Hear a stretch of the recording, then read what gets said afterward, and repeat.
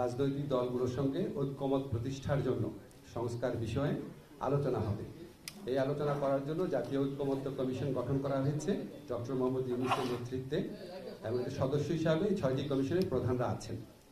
তো দ্বিতীয় ধাপের পরে আমরা প্রয়োজনীয় দ্বিতীয় ধাপের ঐক্যমতের ভিত্তিতে আমরা প্রয়োজনীয় আইন এবং নীতি প্রণয়নের কাজ শুরু করব। চতুর্থ ধাপ হচ্ছে বাস্তবায়ন।